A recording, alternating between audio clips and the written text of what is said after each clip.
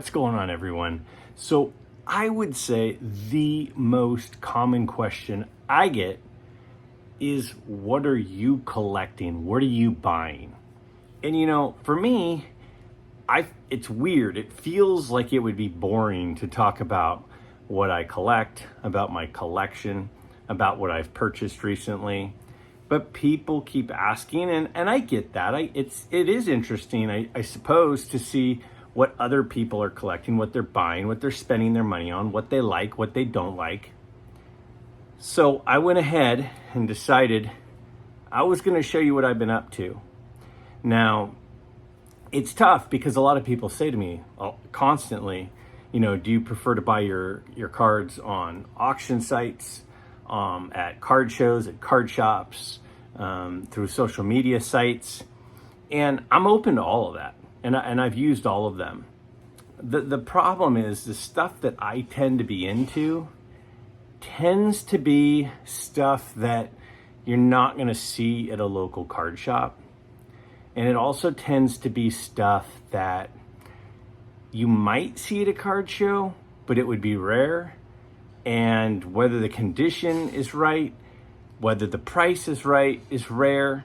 So I prefer to buy stuff at a card show because of sales tax, right? Because of shipping costs. I mean, in a recent video I posted, I bought a Spud Webb rookie card.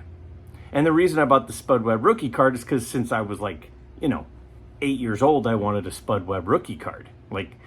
Since I can remember. The problem is with a card like that might be, a $20, $25 card. You're paying $6 in shipping. You're paying, a couple of dollars if you're in California in sales tax. So now all of a sudden you're at $6, $7, $8, maybe even $9 just to get the card on top of what it costs. So it's tough to buy stuff online that's lesser expensive, right? So those are the types of cards I really look for at shows. So when I go to shows, I'll buy a Topps Don Mattingly rookie card for $15 or $20. I'll buy a Spud Webb rookie card for $15 or $20 because I can eliminate all those shipping costs.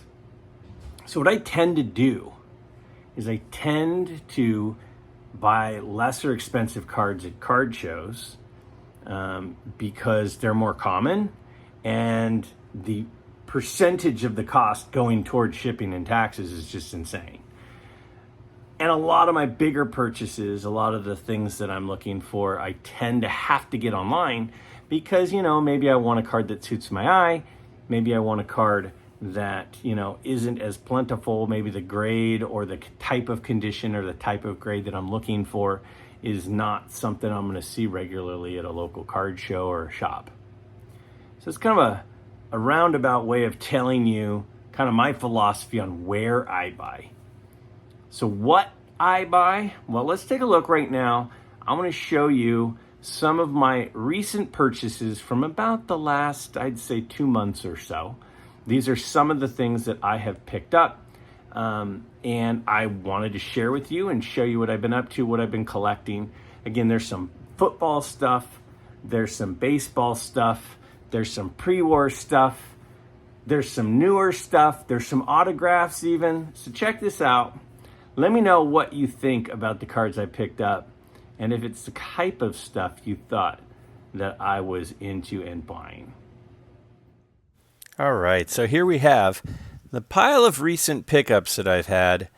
Now, this is a 61 Frank Robinson, one of the most underappreciated players of all time. This guy was an incredible player, and his rookie card was at 57 Topps. This is 61, so, he's got about 4 cards before this, but I like this one because it's a nice shot of him, really well-centered card. And that was purchased in person a couple months ago.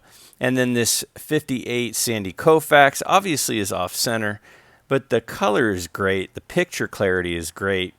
The corners are okay. It's a decent condition card, but I think I'm just going to leave these 2 cards raw. And but really like this Sandy Koufax card. Again, this one was purchased in person as well. And then I've got a 51 Bowman Whitey Ford rookie card. So this card actually came in kind of a third-party slab in a 2, and I decided to crack it out.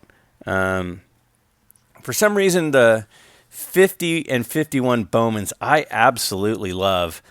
And who doesn't want to have a Whitey Ford rookie card? Now, Otto Graham is a guy I've been collecting and talking about recently.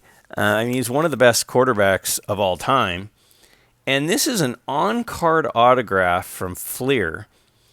And I paid I think it ended up being like $17 for this. This was an eBay purchase. For an Otto Graham on-card autograph, under $20. With shipping and everything, it might have been like $22.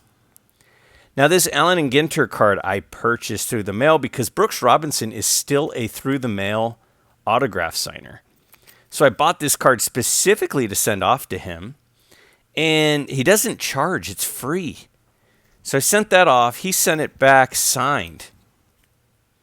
Now, I've got a Tommy John. I was talking about Tommy John in a video the other day, and I talked myself into needing a Tommy John rookie.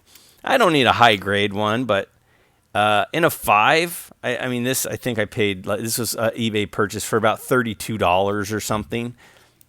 Now, this is a bigger one for me. This is a Monty Irvin 51 rookie card in a 3. Really well-centered. Nothing major other than the soft corners. But the clarity is great. The coloring is great. The centering is great. It's off a little bit, but it's pretty darn good. I bought that one not that long ago. Now, this is probably the biggest purchase in this group. This is a Willie Keeler T206 portrait card. And it's in a 2. And I think it's really nice. There's not a crease on it. There's a little paper loss on the bottom right-hand corner. It's just a Piedmont back. But really well-centered, really clear picture. Well, I remember as a kid seeing the documentary on baseball on PBS, and they talked a lot about Willie Keeler, and I've always been a fan. So here's a 52 Bowman small autogram. They had the bigger version and the smaller version. And, again, really well-centered card. There's a little wax stain, but you got to remember on those 50 and 51 Bowmans, they came in packs of 1 or 5. So, about 40% of the cards are going to have wax stains on them. But really well-centered, nice clarity. And then a 53 Bowman autogram, also in a 4. A little off-center here, but I think pretty good eye appeal. Soft corners, but nothing crazy. But yeah, Otto Graham is one of the football vintage guys that I'm after. T206 when there's a player that comes up that I like a lot. But that is what I have been buying over the last couple of months. So let me know what you think of those pickups. Again, all of them were eBay except for that 58 Koufax and 61 Robinson.